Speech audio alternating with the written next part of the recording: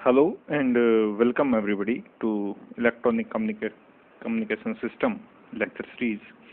And in this lecture, we will straightforward start our unit number 2, that is properties of radio waves and radar system, है ना। इसके first half में हम electromagnetic waves या आप सीधे रेडियो वेव्स कह सकते हैं। रेडियो वेव्स कहना इसलिए ज़्यादा बेनिफिशियल है कि जो रेडियो वेव्स हैं उसमें डिफरेंट फ्रीक्वेंसीज की वेव्स एग्जिस्ट करती हैं, जो रेडियो वेव्स स्पेक्ट्रा आप उसे कह सकते हैं। तो प्रॉपर्टीज ऑफ रेडियो वेव्स को हम इस यूनिट के फर्स्ट हाफ में स्टडी करेंगे, और जो नेक्स्ट हाफ होगा उसका जो सेकंड हाफ है उसमें हम रडार सिस्टम को स्टडी कर रहे हैं। तो आज के इस लेक्चर की शुरुआत हम इसे रेडियो वेव से कर रहे हैं, ठीक है। देखिए, इस तरह का कम्युनिकेशन चैनल हम इस बुक के फर्स्ट लेक्चर में स्टडी कर चुके हैं। जो फर्स्ट लेक्चर था वो इसी तरह के कम्युनिकेशन सिस्टम से स्टार्ट हुआ था। अब देखिए हम कहाँ पहुँच गए हैं। हम इस सिस्टम के बारे में हमने सबसे पहले स्टडी किया ये पोर्शन यहाँ से यहाँ तक का, ये मॉड्यूलेशन का प्रोसेस कैसे होता है ना। क्यों हम किसी सिग्नल को, मैसेज सिग्नल को, वॉइस सिग्नल को डायरेक्ट ट्रांसमिट स्पेस में नहीं कर सकते, उसके लिए जरूरी एक प्रोसेस है मॉड्यूलेशन, ठीक है। वो हमने किया। ये प्रोसेस यहाँ से यहाँ तक का, यहाँ से यहाँ तक का, ये हम स्टडी करें।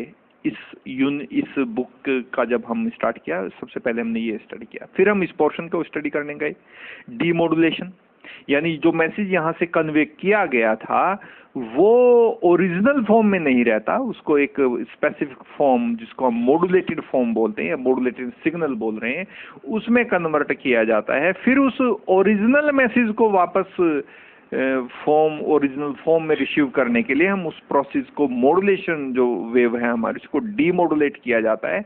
और ये हमने इसी यूनिट के सेकेंड हाफ में स्टडी किया, जिसको हम कहते हैं डीमॉड्यूलेशन। ओके, डीमॉड्यूलेशन का प्रोसेस हमने स्टडी किया, किस तरह से हम उस मैसेज सिग्नल को स्टडी करते हैं।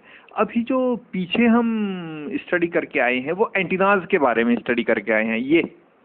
ये किस फॉर्म के होते हैं एंटीना, कैसा इनका रेडिएशन पैटर्न होता है, कितने तरह के एंटीना पॉसिबल हैं, है ना। एक मीडियम फ्रीक्वेंसी रेंज से लेकर माइक्रोवेव रेंज तक के हमने एंटीनाज को स्टडी किया। और दोनों एंटीना, ये ट्रांसमिटिंग एंटीना भी और रिसीविंग एंटीना भी, ये दोनों हमने स्टडी किए हैं, ठीक है। अब देखिए, कम्युनिकेशन चैनल को अगर आपने डिवाइड किया, ये जो फिगर है हमारी फर्स्ट लेक्चर की फिगर है, ठीक है। अब ये कम्युनिकेशन चैनल था, ये पूरा एक कम्युनिकेशन सिस्टम मैं कहूँगा।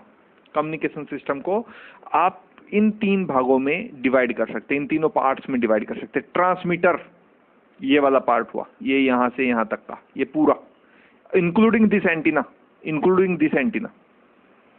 रिसीवर, ये वाला पार्ट हुआ including this antenna, receiving antenna, ये पूरा पार्ट, ये, ठीक है। यानी हम ट्रांसमीटर को पूरा स्टडी कर चुके हैं। देखिए, ये तो मॉड्यूलेशन वाला हिस्सा है, इसमें एंटीना इंक्लूड नहीं था। एंटीना को तो हाल फिलहाल में हम स्टडी करके आए हैं, किस तरह से उसकी डायरेक्टिविटी होती है, मिडिल फ्रीक्वेंसी वेव के कौन से एंटीना है, हाई फ्रीक्वेंसी वेव के लिए हम किस एंटीना को यूज करते हैं, और very high frequency, ultra high frequency के लिए हम किस एंटीनाज को यूज करते हैं, satellite communication, D2S, direct to home sir, ये सब हम स्टडी करके आए हैं। एरेज हम स्टडी करके आए हैं, पैरामीटर्स ऑफ एंटीनाज हम स्टडी करके आए हैं, ठीक है। तो अब ये इस पूरे भाग की जानकारी हमें है, यहाँ क्या हो रहा है, और इस पूरे हिस्से की जानकारी भी हमारे पास है, यहाँ क्या हो रहा है। हम यागी उडा एंटीना यूज करें, हम लूप एंटीना यूज करें, हम यहाँ रिफ्लेक्टर एंटीना यूज करें, या फिर हम यहाँ लेंस एंटीना यूज करें, या हमारी प्रेफरेबिलिटी और हमारे यूजेज पे डिपेंड करता है कि हम कहाँ किस एंटीना को यूज करेंगे, हमारे एप्लीकेशंस कैसी हैं, है ना। अगर हमारी सैटेलाइट को कम्युनिकेट हमने करना है तो डेफिनेटली हमें माइक्रोवेव रीजन के एंटीनाज को यूज करना पड़ेगा, हमें वहाँ पैराबोलिक रिफ्लेक्टर को यूज करना पड़ेगा, हमें वहाँ लेंस एंटीना को यूज करना पड़ेगा, हमें वहाँ लूप एंटीना को यूज करना पड़ेगा, हमें वहाँ हॉर्न एंटीना को यूज करना पड़ेगा, है ना। ये सब हमें स्टडी करना पड़ेगा, ठीक है।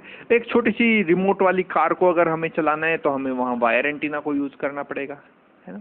तो यागी उडा एंटीना थोड़े वेरी हाई फ्रीक्वेंसी या अल्ट्रा हाई फ्रीक्वेंसी रेंज के एंटीनास हैं, बहुत अच्छा रिजल्ट देते हैं, ठीक है।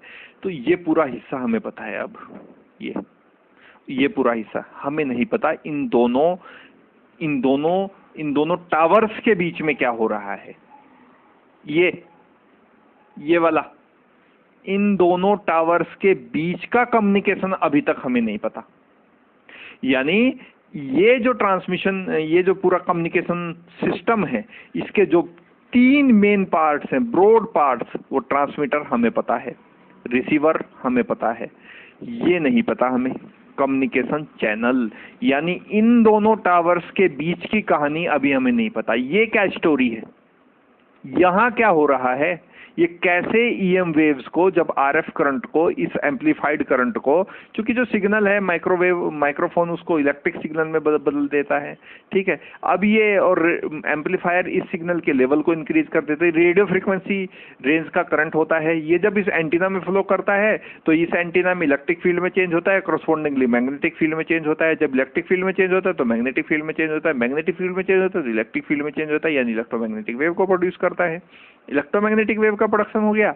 अब ये इलेक्ट्रोमैग्नेटिक वेव जो इस ट्रांसमिटिंग एंटीना से प्रोड्यूस हुई है, ये कैसे रिसीविंग एंटीना तक पहुंच रही हैं, क्या क्या लॉसेज हैं, कैसे जाती हैं, कम्युनिकेशन हो कैसे रहा है, ये हमें इस यूनिट में पता लगेगा। और इसी का एक एप्लीकेशन है रडार। इसी कम्युनिकेशन चैनल का एक एप्लीकेशन है रडार। यानी इन वेव्स की हेल्प से कैसे हम रडार सिस्टम को स्टडी कर सकते हैं, ये भी हमें यहीं इसी यूनिट में स्टडी करना है, ठीक है। सो ये वाला हिस्सा नंबर 2 कम्युनिकेशन चैनल, इसको हमें स्टडी करना है, ठीक है। अब इलेक्ट्रोमैग्नेटिक वेव्स के बारे में आप ये जानते हैं कि इलेक्ट्रोमैग्नेटिक वेव्स जो हैं वो इस तरह से ट्रेवल करती हैं। मान लीजिए ये डायरेक्शन है, डायरेक्शन ऑफ वेव प्रोपगेशन, ऐसा आप बहुत जगह स्टडी करके आए हैं और पिछले एंटीना वाले चैप्टर में भी हमने ये स्टडी किया था। ये मान लीजिए डायरेक्शन है, डायरेक्शन ऑफ वेव प्रोपगेशन, ये है डायरेक्शन ऑफ वेव प्रोपगेशन।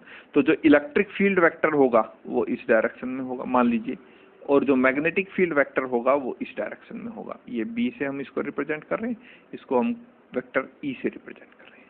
तो इलेक्ट्रिक फील्ड वेक्टर के जो वाइब्रेशंस होंगे वो इस तरह से होंगे, मैग्नेटिक फील्ड वेक्टर के वाइब्रेशन इस कागज के प्लेन के परपेंडिकुलर ऐसे ऐसे होंगे, ठीक है। और इलेक्ट्रिक फील्ड के वाइब्रेशन इस तरह से इस कागज के प्लेन में होंगे, और जो डायरेक्शन जो वेव प्रोपेगेट करेगी वो इस तरह से करेगी,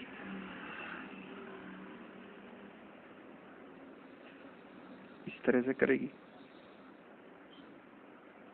है ना, इस तरह से करेगी। तो इस डायरेक्शन में होंगे इलेक्ट्रिक फील्ड के वाइब्रेशंस और इस डायरेक्शन में होंगे मैग्नेटिक फील्ड के वाइब्रेशन, और ये डायरेक्शन बन जाएगी किसकी, वेव प्रोपगेशन की। ये हम पढ़ के आए हैं।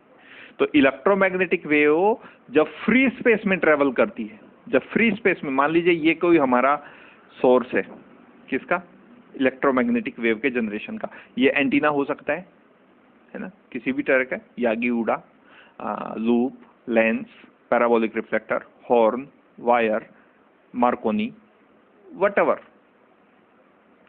तो होता क्या है कि जनरली ये एंटीना क्या करता है, स्फेरिकल शेप में इलेक्ट्रोमैग्नेटिक वेव को जनरेट करता है। यानी जो इसका वेव फ्रंट रहेगा वो इस तरह का रहेगा, यहां से स्फेरिकल वेव फ्रंट रहेगा, इस तरह से इसका स्फेरिकल वेव फ्रंट रहेगा, ठीक है। और ये क्या होता है, आप इस तरह का स्टडी करके आए हैं, ये जो वेव फ्रंट है ना, ये आइसोट्रोपिक एंटीना का वेव फ्रंट है। ये देखिए, अगर मैं इतना हिस्सा ले लूं इसका, ये देखिए इतना हिस्सा मैं ले लूं तो ये किस में ट्रेवल कर रही है, ये इलेक्ट्रोमैग्नेटिक वेव, ये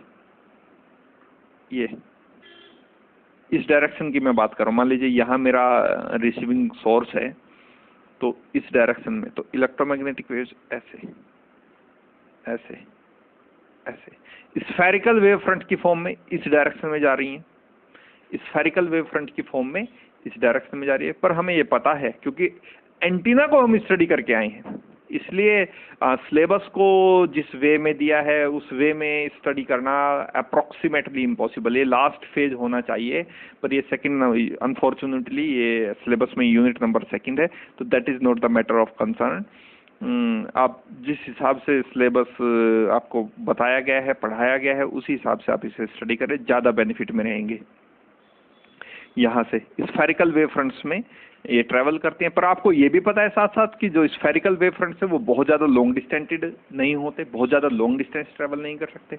तो हमने क्या किया, पैराबोलिक रिफ्लेक्टर से, लेंस से इन स्फेरिकल वेव फ्रंट्स को चेंज कर दिया प्लेनर वेव फ्रंट्स में, और फिर उनकी जो कम्युनिकेशन डिस्टेंस है वो बहुत ज़्यादा इंक्रीज हो गई। वो सैटेलाइट तक कम्युनिकेट करने शुरू कर दिया, उन्होंने सैटेलाइट तक वो चले गए। ओके, इस तरह का कम्युनिकेशन सिस्टम में स्टडी करके आएंगे, तो एंटीना के यूज से ये पॉसिबल है। अच्छा, दूसरा, इलेक्ट्रोमैग्नेटिक वेव्स जब फ्री स्पेस में ट्रेवल करती हैं, क्योंकि देखिए इन दोनों एंटीनाज के बीच में जो स्पेस है ना, ये फ्री स्पेस है ना। तो जो देखिए ट्रांसमिशन लाइन एक यूनिट इंक्लूड है हमारे सिलेबस में। ट्रांसमिशन लाइंस इतनी कॉस्टली मेथड है to communicate any information from one point to another कि वो जनरल यूज में नहीं आती है ना। बहुत कॉस्टली वो मेथड है, इसलिए हम जनरली ये वाला ही मेथड यूज करते हैं कि भाई एक ट्रांसमिटिंग एंटीना हो, दूसरा रिसीविंग एंटीना हो, और ये कम्युनिकेशन चैनल के थ्रू चलता रहे काम। ठीक है, अच्छा, ये बात हुई। अब इलेक्ट्रोमैग्नेटिक वेव्स जब फ्री स्पेस में ट्रेवल करती है तो कई तरह की फिनोमिना शो करती हैं। इनमें पहली फिनोमिना है रिफ्लेक्शन, यानी इलेक्ट्रोमैग्नेटिक वेव जब फ्री स्पेस में ट्रेवल करती हैं तो कुछ जगह आप अभी हम स्टडी करेंगे, उसमें आपको पता लग जाएगा। कुछ पॉइंट्स पर आप देखेंगे, कुछ फिनोमिनाज में आप देखेंगे कि इलेक्ट्रोमैग्नेटिक वेव्स रिफ्लेक्शन भी शो करती हैं, रिफ्लेक्शन शो करती हैं। दूसरी फिनोमिना, ये भी ऑप्टिकल फिनोमिना है, रिफ्रैक्शन। तो इलेक्ट्रोमैग्नेटिक वेव जब फ्री स्पेस में ट्रेवल करती हैं तो रिफ्रैक्शन भी शो करती हैं, ये भी बात है। थर्ड जो फिनोमिना है वो स्कैटरिंग है, स्कैटर्ड भी होती हैं इलेक्ट्रोमैग्नेटिक वेव्स। तो स्कैटरिंग एक थर्ड फिनोमिना है जो इलेक्ट्रोमैग्नेटिक वेव्स शो करती हैं। और चौथी जो फिनोमिना यहाँ इलेक्ट्रोमैग्नेटिक वेव जब फ्री स्पेस में ट्रेवल करती हैं, तो जो फोर्थ फिनोमिना है वो डिफ्रैक्शन है, वो डिफ्रैक्शन है। तो ये अप्रोक्सीमेटली हर फिनोमिना आपने ऑप्टिक्स में स्टडी की है, और जो रिजल्ट हमें ऑप्टिक्स में मिलते हैं अप्रोक्सीमेटली वही रिजल्ट हमें इलेक्ट्रोमैग्नेटिक वेव के केस में भी मिलते हैं। तो इलेक्ट्रोमैग्नेटिक वेव्स जब फ्री स्पेस में ट्रेवल करती हैं तो ये चारों फिनोमिनाज हमें वहाँ देखने को मिलती है। कई जगह हमें रिफ्लेक्शन देखने को मिलता है ऑफ इलेक्ट्रोमैग्नेटिक वेव्स, कई जगह हमें रिफ्रैक्शन देखने को मिलता है, कई जगह हमें स्कैटरिंग देखने को मिलती है इलेक्ट्रोमैग्नेटिक वेव्स की, और कई जगह हमें डिफ्रैक्शन देखने को मिलता है।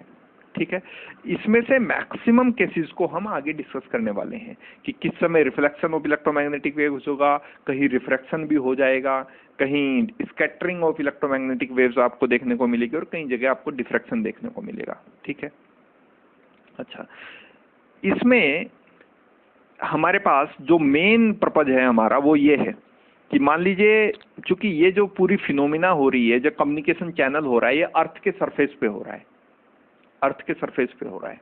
ठीक है, मान लीजिए एक आपके पास ट्रांसमिटिंग टावर है, दूसरा आपके पास रिसीविंग टावर है, तो ये पूरी फिनोमिना अर्थ के सरफेस पे हो रही है। मैक्सिमम है ना, जहाँ से हम शुरुआत करेंगे इस लेक्चर की, वो अर्थ के सरफेस पे हो रही है। तो मान लीजिए ये अर्थ का वो सरफेस है, ये वो पार्ट है अर्थ का जहाँ ये फिनोमिना हो रही है।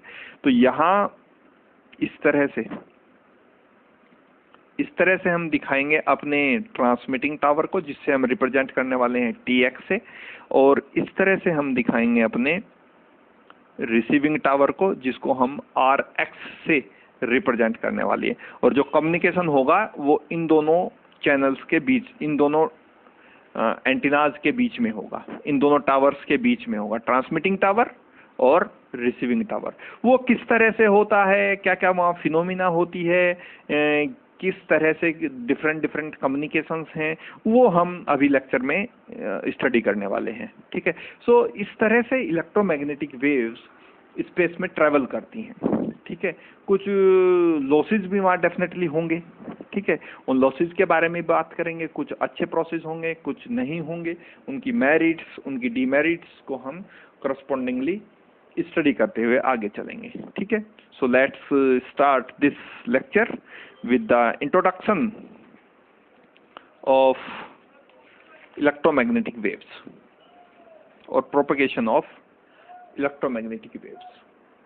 ठीक है, ये देखिए मैंने बताया आपको कि ये मेरा फर्स्ट हाफ रहेगा, प्रॉपर्टीज ऑफ रेडियो वेव्स, यानी प्रोपगेशन में प्रॉपर्टीज भी नहीं लिखता इसको, बल्कि प्रॉपर्टीज लिखना ज़्यादा अच्छा नहीं है, मैं तो इसको लिखता प्रोपगेशन ऑफ रेडियो वेव्स, जब ज़्यादा बेहतर ये लॉजिकल नाम होता। और रडार सिस्टम को हम इसके सेकेंड हाफ में स्टडी करेंगे। तो let's start this discussion with the introduction of radio waves propagation. ठीक है, रेडियो वेव प्रोपगेशन यानी ईएम वेव का प्रोपगेशन हो रहा है। डेफिनेटली हमारे पास इलेक्ट्रोमैग्नेटिक वेव्स हैं जो सबसे फास्ट ट्रेवल कर सकते हैं with the speed of light, तो उसी के प्रोपगेशन के ऊपर हम स्टडी करने वाले हैं।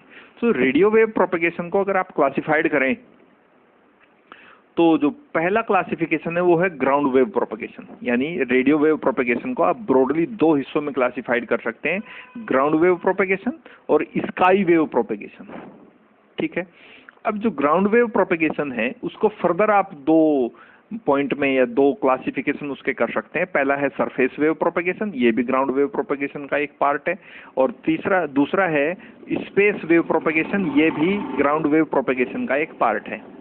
ठीक है, तो मेनली अगर मैं रेडियो वेव प्रोपगेशन की बात करूं कि कितनी मेथड से हम रेडियो वेव को प्रोपगेट करा सकते हैं from one point to another, और सिंपली मैं कह सकता हूं कि ट्रांसमिटिंग टावर से रिसीविंग टावर तक हम रेडियो वेव्स को कितने मेथड से प्रोपगेट करा सकते हैं, तो बेसिकली आप कह सकते हैं कि एक होता है सरफेस वेव प्रोपगेशन, दूसरा होता है स्पेस वेव प्रोपगेशन, और तीसरा होता है स्काई वेव प्रोपगेशन। ये डिफरेंट मेथड्स हैं, डिफरेंट टाइप्स हैं, कई जगह अलग अलग फ्रीक्वेंसीज के लिए यूज होता है। अगर हमें हाई फ्रीक्वेंसी वेव को ट्रांसमिट करना है एक ट्रांसमिटिंग टावर से रिसीविंग टावर तक, या रिसीविंग टावर से ट्रांसमिटिंग टावर तक, जहां भी आप स्टडी कर रहे हैं, तो जो हाई फ्रीक्वेंसी की वेव है उसको हम किस मेथड से स्पेस में प्रोपोगेट करा सकते हैं, अगर जो लो फ्रीक्वेंसी की वेव है उसको हमें किस मेथड से प्रोपोगेट कराना चाहिए, है ना, क्या क्या उनके साथ लॉसेस जुड़े रहते हैं, वो सब हमें स्टडी करना है। ठीक है, तो मेनली आप ये समझ सकते हैं कि रेडियो वेव प्रोपगेशन के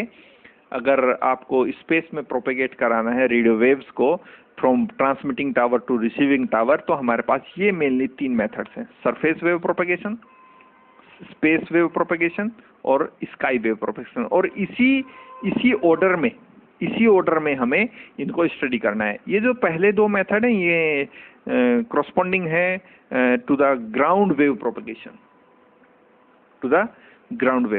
तो पहले हम स्टडी कर देते हैं सरफेस वेव प्रोपगेशन को। ठीक है, सरफेस वेव प्रोपगेशन। अब सरफेस वेव प्रोपगेशन क्या है, मान लीजिए ये अर्थ का सरफेस है।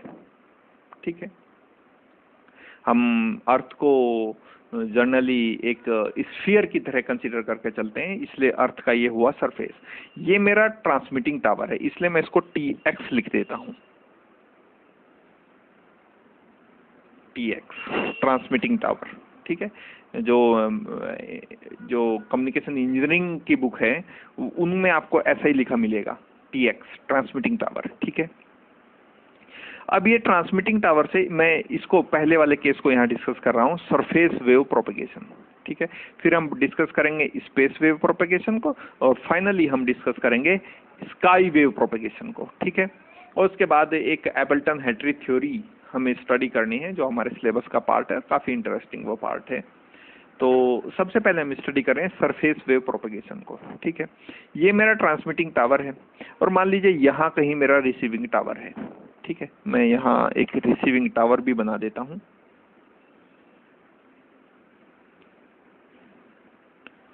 ये मेरा रिसीविंग टावर है, इसको मैं कह रहा हूँ x, ठीक है। अब हुआ क्या कि जब इस ट्रांसमिटिंग टावर ने, आपने वही पूरा सिस्टम मॉड्यूलेशन, फिर माइक्रोफोन में वो सिग्नल हुआ, उसको मॉड्यूलेट किया गया, एम्पलीफाइड किया गया और उस करंट को इसमें भेजा गया, इलेक्ट्रिक फील्ड में चेंज हुआ, करस्पॉन्डिंगली मैग्नेटिक फील्ड में चेंज हुआ, और जब मैग्नेटिक फील्ड में चेंज हुआ, एक चेंजिंग मैग्नेटिक फील्ड हमेशा एक चेंजिंग इलेक्ट्रिक फील्ड प्रोड्यूस कर सकता है, तो इलेक्ट्रोमैग्नेटिक वेव का इस ट्रांसमिटिंग टावर ने प्रोडक्शन शुरू कर दिया। अब ये जो इलेक्ट्रोमैग्नेटिक वेव्स है, आपको पता है जनरली स्फेरिकल वेव फ्रंट के फॉर्म में निकलती, जनरली मैं बात कर रहा हूँ, और खासकर मैं उस समय की बात कर रहा हूँ जब स्पेस वेव प्रोपगेशन हम करा रहे हैं। क्योंकि मैं बताऊं आपको कि space wave propagation very low frequency या लो फ्रीक्वेंसी के लिए होता है, वेरी लो फ्रीक्वेंसी या लो फ्रीक्वेंसी तक ही हो पाता है, ठीक है। तो इसलिए मैं कह रहा हूं कि ये जो अगर, चूंकि हम एंटीना को स्टडी करके आए हैं, तुरंत हमारे दिमाग में ये आना चाहिए था, जब मैंने स्फेरिकल वेव फ्रंट्स यहाँ बनाए हुए हैं, तो हमारे माइंड में आना चाहिए था, अच्छा जब हमने ट्रांसमिटिंग टावर हम यहाँ यूज कर रहे हैं, तो हमने तो इतने अच्छे अच्छे एंटीनाज स्टडी किए हैं कि वो स्फेरिकल वेव फ्रंट्स में इलेक्ट्रोमैग्नेटिक वेव्स को प्रोपेगेट कराते ही नहीं है, वो तो उनको प्लेनर वेव फ्रंट में चेंज कर, फिर ये स्फेरिकल वेव फ्रंट क्यों बनाए गए? क्योंकि ये इतने छोटे एंटीना हैं और इतनी छोटी फ्रीक्वेंसी को प्रोपेगेट करा रहे हैं, इतनी छोटी फ्रीक्वेंसी की ईएम वेव को प्रोपेगेट करा रहे हैं, इसलिए ये स्फेरिकल वेव फ्रंट में बनाए गए हैं।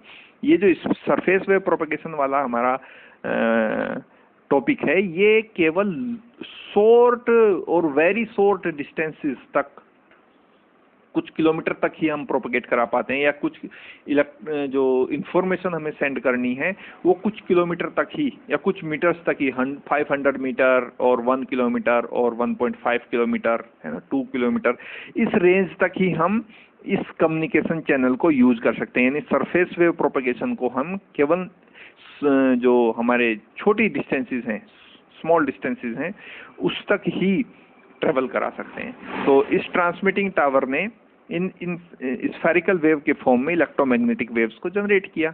अब ये इलेक्ट्रोमैग्नेटिक वेव्स इस अर्थ सरफेस के कांटेक्ट में आ जाती हैं। इस अर्थ सरफेस के कांटेक्ट में आने के बाद यहाँ एक फिनोमिना होती है डिफ्रैक्शन की, और डिफ्रैक्शन की वजह से इन इलेक्ट्रोमैग्नेटिक वेव्स का जो पावर डिसिपेशन है इंटरैक्शन के कारण, चूंकि ये अर्थ की सरफेस से इंटरैक्शन करेंगे तो part of its energy can give to the earth, और चूंकि ये जो एनर्जी यहाँ प्रोपेगेट की गई थी स्पेस में, अर्थ को देने के लिए तो नहीं थी, ये एनर्जी कहाँ जानी चाहिए थी? सीधे इस ट्रांसमिटिंग टावर से रिसीविंग टावर तक पहुंचनी चाहिए थी। लेकिन due to the interaction of with earth surface, the part of this energy is lost by the attenuation, and this loss of energy result in the attenuation of the wave or electromagnetic waves. That's why this electromagnetic wave does not travel to the long distances.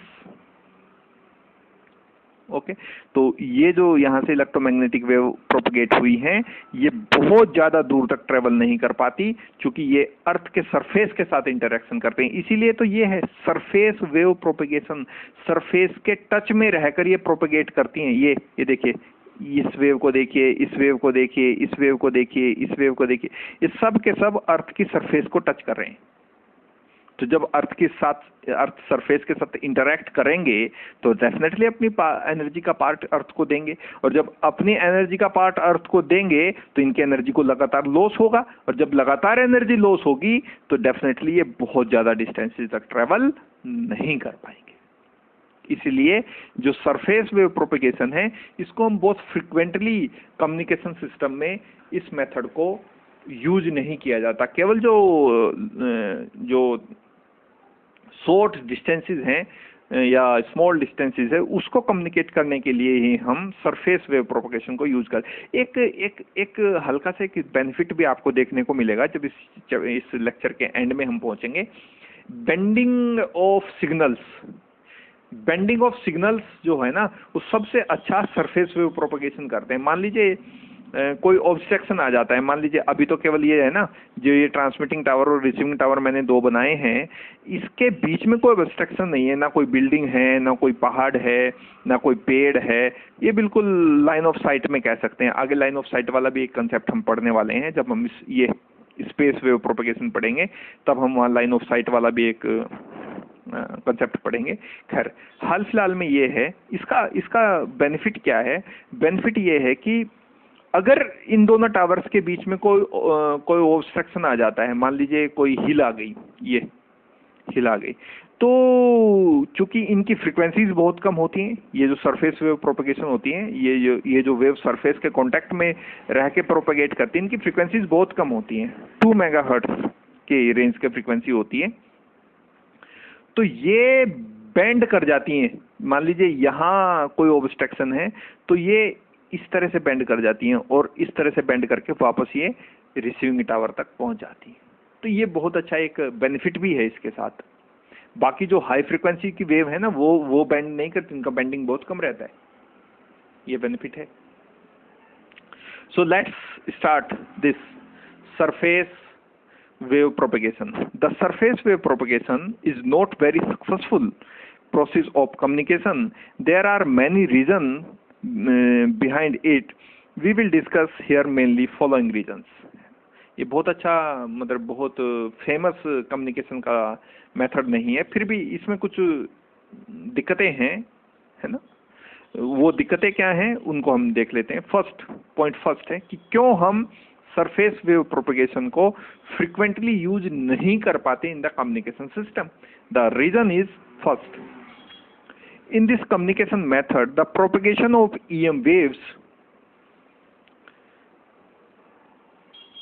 EM waves is in contact with surface of earth, or we can say that EM waves interact with surface of earth and gives regularly part of its energy to the ground. So EM waves does not travel at the long distances and signal will fade up very soon, approximately in some kilometers, है ना, कुछ ही kilometres में ये signal fade हो जाता है, strength इसकी कम होती चली जाती है। और इसी कारण हम इस सिस्टम से या इस मेथड से, सरफेस वेव प्रोपगेशन से जो EM वेव्स को लॉन्ग डिस्टेंसेस तक कम्युनिकेट नहीं कर पाते। ये पहला रीजन है कि वो इंटरेक्शन करती हैं अर्थ सरफेस के साथ, रेगुलरली अपनी एनर्जी को अर्थ को देती रहती हैं, इसलिए उनका एनर्जी लॉस लगातार होता रहता है। इसी कारण इस मेथड से हम लॉन्ग डिस्टेंस कम्युनिकेशन नहीं कर पाते और जो सिग्नल है वो कुछ ही किलोमीटर में फेड अप हो जाता है। ठीक है, first reason. Second reason is that when transmitted signal propagate it gets diffracted, diffraction हो जाता है।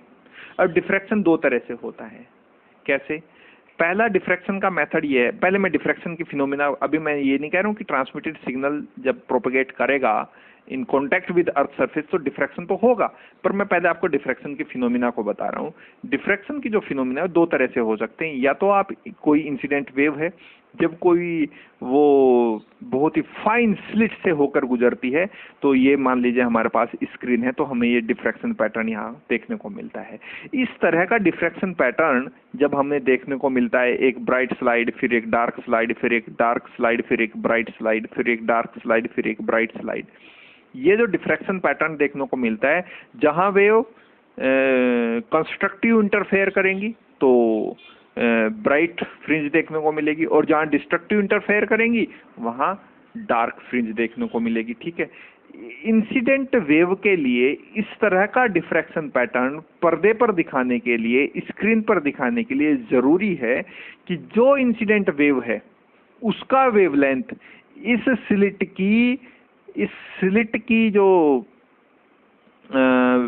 विड्थ है, इस स्लिट की जो विड्थ है, इसके कंपेरेबल में होना चाहिए, इसके कंपैरिजन में होना चाहिए। यानी इंसिडेंट वेव की, जो यहाँ वेव इंसिडेंट आप करा रहे हैं, इस इंसिडेंट वेव की वेवलेंथ इस स्लिट की विड्थ के अप्रोक्सीमेटली बराबर होनी चाहिए, तभी जाके आपको इस तरह का डिफ्रैक्शन पैटर्न पर्दे पर देखने को मिलेगा। अदरवाइज अगर इन दोनों में डिफरेंस है तो डिफ्रैक्शन पैटर्न आपको देखने को नहीं मिलेगा। सेकंड मेथड ये है डिफ्रैक्शन पैटर्न को देखने का, क्या है?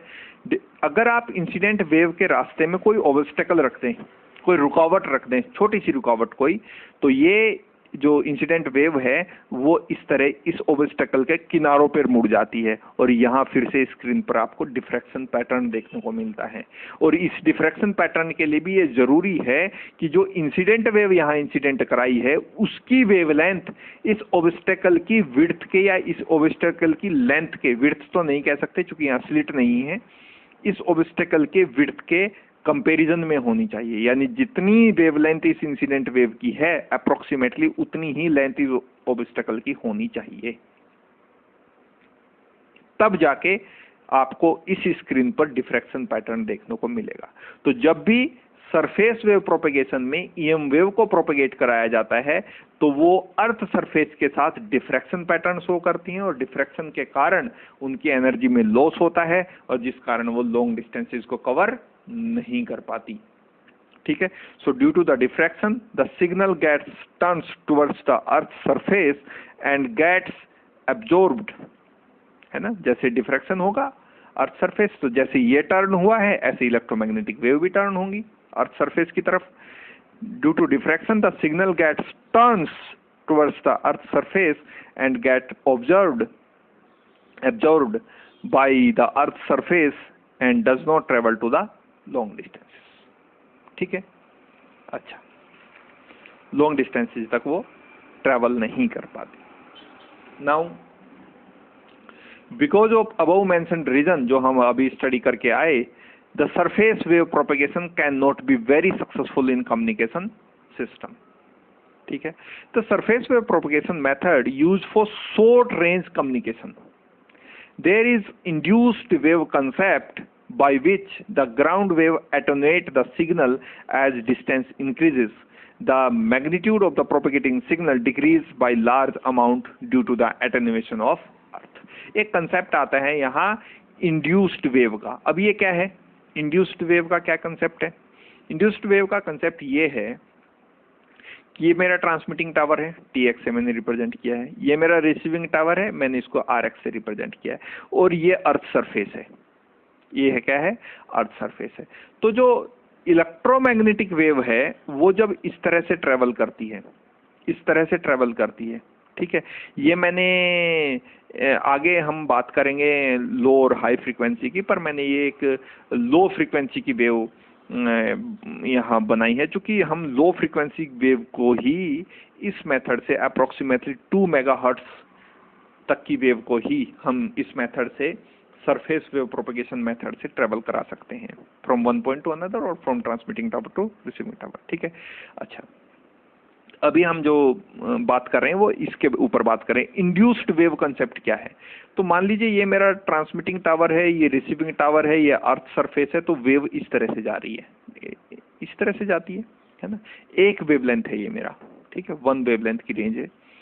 अब देखिए कि हमारी जो अर्थ है वो इस तरह से बिहेव करती है या कि जो ये वेव है इसकी एक तरह से मिरर इमेज वो अर्थ सरफेस के अंदर बनती है। तो अंदर बनने से होता क्या है कि जहां इसकी पॉजिटिव हाफ साइकिल होगी, तो ये देखिए यहां इसकी निगेटिव हाफ साइकिल है, ये इसकी पॉजिटिव, ये इसकी निगेटिव हाफ साइकिल हो जाती है यहाँ, तो यहाँ इसकी पॉजिटिव हाफ साइकिल हो जाती है। जहाँ इसकी पॉजिटिव हाफ साइकिल है यहाँ इसकी निगेटिव हाफ साइकिल है, यानी just opposite to the original wave.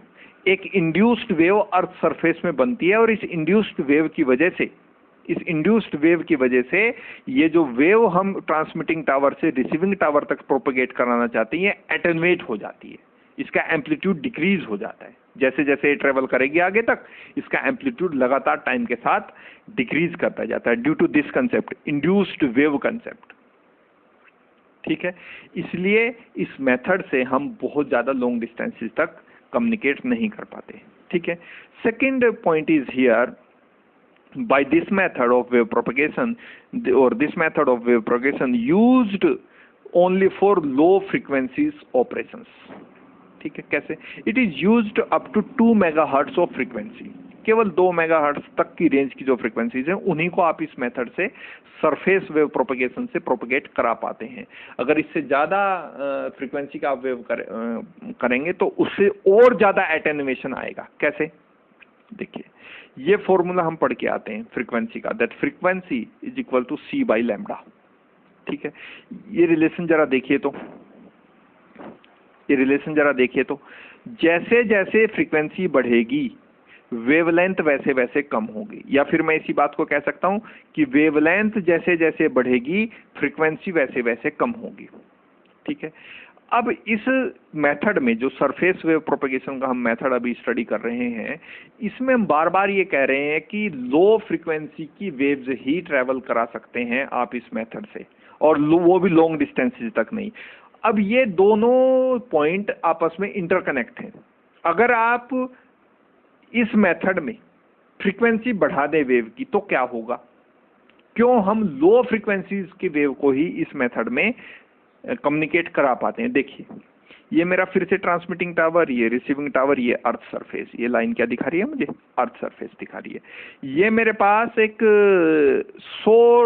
Long wavelength wave है, यानी कि मैं ये लॉन्ग वेवलेंथ रेंज की वेव है, इसका मतलब लो फ्रीक्वेंसी रेंज की वेवलेंथ मेरे पास वेव है, इलेक्ट्रोमैग्नेटिक वेव है ना। इसका वेवलेंथ ज्यादा है तो डेफिनेटली ये अगर लैम्डा ज्यादा है तो फ्रीक्वेंसी कम हो जाएगी, यानी एक लो फ्रीक्वेंसी की वेव है। तो होता क्या है कि इंड्यूस्ड वेव यहाँ आ जाएगी। अब यहाँ मेरे पास कितनी वेव्स हैं? मान लीजिए यहाँ से यहाँ तक एक वेव्स हुई और यहाँ से यहाँ तक फिर ये दूसरी, तो इंड्यूस्ड वेव भी ऐसे ही बनेगी, यहाँ से यहाँ तक 1 और यहाँ से यहाँ तक फिर 2। ठीक है, तो इंड्यूस्ड जो इफेक्ट हुआ, यहाँ एटेन्युएशन कम हुआ वेव का। अब यहाँ देखिए, ये मेरा फिर से ट्रांसमिटिंग टावर है, ये मेरे पास रिसीविंग टावर है, ये मेरे पास एक हाई फ्रीक्वेंसी की वेव है, यहाँ ये हाई फ्रीक्वेंसी की वेव है। तो इंड्यूस्ड वेव जो होगी, जो इंड्यूस्ड वेव का कंसेप्ट हम स्टडी करके आएंगे, जस्ट इसके अपोजिट होगी, जहां इसकी पॉजिटिव हाफ साइकिल होगी वहां उसकी नेगेटिव हाफ साइकिल होगी।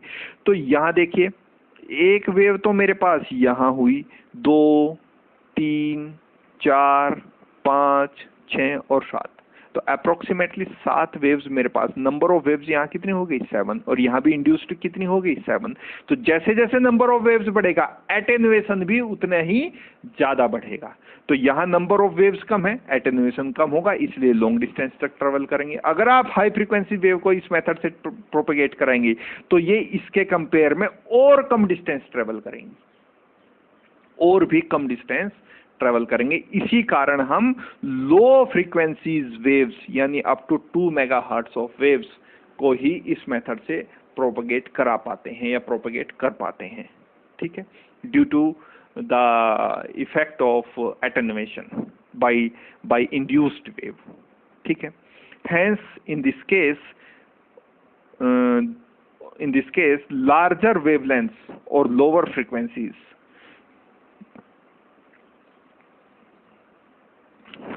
hence in this case larger wavelength or lower frequencies, in this case larger wavelength or lower frequencies, the attenuation by the earth become very low। तो इस case में जो attenuation होगा, जहां लार्जर वेवलेंथ होगी, larger wavelength का मतलब lower frequency, तो एटेन्युएशन कम होगा। आप फ्रीक्वेंसी को बढ़ाइए, ये फ्रीक्वेंसी को बढ़ाई तो वेवलेंथ कम हो जाएगी, तो वेवलेंथ कम हो गई तो यहाँ एटेन्युएशन का इफेक्ट ज्यादा हो गया। तो जितनी दूर ये ट्रेवल करेगी वेव, ये इससे भी कम ट्रेवल करेगी। इसी कारण हम इस मेथड से, सरफेस वेव प्रोपेगेशन के मेथड से, केवल स्मॉल फ्रीक्वेंसीज की वेव को ही ट्रेवल करा पाते हैं। ठीक है, अच्छा, एक बेनिफिट इसके साथ जुड़ा हुआ है। बेनिफिट क्या है? Bending of signals, bending of signals. ठीक है, बेंडिंग ऑफ सिग्नल्स क्या है? मैं इस लेक्चर के शुरुआत में भी आपके साथ डिस्कस किया था कि मान लीजिए ये मेरा अर्थ सरफेस है, ये मेरा ट्रांसमिटिंग टावर है, ये मेरा रिसीविंग टावर है। अब ट्रांसमिटिंग टावर और रिसीविंग टावर के बीच में एक ऑब्स्ट्रक्शन आ गया, ये। अब इस ऑब्स्ट्रक्शन की वजह से ये सिग्नल जो यहाँ से ट्रांसमिट हो रहा है, ये इसकी तरह क्या कर रहा है? इसको रुकावट करेगा। तो जब हम इस मेथड में लॉन्गर वेवलेंथ की रेंज को, वेव्स को ट्रेवल करा पा रहे हैं, तो इस मेथड से जो लॉन्ग वेवलेंथ होने की वजह से इन वेव्स की बेंडिंग आसानी से हो जाती है, या बेंडिंग करने में इनके लॉसेस कम होते हैं। ठीक है, यानी बेंडिंग एंगल, एक फॉर्मूला भी हम यहाँ पढ़ के आते हैं। ये एक्चुअली हम रिफ्रैक्शन की फिनोमिना में पढ़ के आते हैं, that's bending sine theta equals to lambda by D, ये, और थीटा क्या है यहाँ, बेंडिंग एंगल है, बेंडिंग एंगल। तो जरा थीटा में और लैम्डा में रिलेशन तो देखिए, जैसे जैसे लैम्डा बढ़ेगा थीटा भी वैसे ही बढ़ेगा, तो जितना लैम्डा कम होगा थीटा उतना ही कम होगा। तो देखिए ये बेंडिंग इसी वजह से आसानी से हो पाती है क्योंकि यहाँ लैम्डा कम है, सॉरी ज़्यादा है, ये बेंडिंग इसलिए ज़्यादा हो पाती है क्योंकि लार्जर वेवलेंथ है, स्मॉलर फ्रीक्वेंसी है। तो वेवलेंथ जितनी ज़्यादा होगी बेंडिंग उतनी ही ज़्यादा होगी, वेवलेंथ जितनी कम होगी बेंडिंग उतनी कम होगी। तो यहाँ देखिए इस केस में वेवलेंथ कितनी कम है, बहुत कम वेवलेंथ है, तो बेंडिंग क्या हो जाएगी, ऑटोमेटिकली कम हो जाएगी। तो ये जो ऑब्स्ट्रक्शन है ना, ये वेव्स इतनी आसानी से बेंड नहीं कर पाएगी फिर, अगर इसकी फ्रीक्वेंसी हमने बढ़ा दी, अगर इसकी फ्रीक्वेंसी हम बढ़ा दें तो वेव्स आसानी से बेंड नहीं कर पाएंगी। तो एक बेनिफिट भी है इस कम्युनिकेशन में, सरफेस वेव प्रोपेगेशन में, एक ये हमारे पास बेनिफिट भी है कि बेंडिंग ऑफ सिग्नल आसानी से हो पाता है। So this is one benefit of larger wavelength which is used in surface wave propagation, that bending of signal due to the larger wavelength is quite effective. By this relation you can analyze it. Okay, so that's all for now, and meet you into the next one with another interesting discussion in the electronic communication lecture series. Okay, so thank you.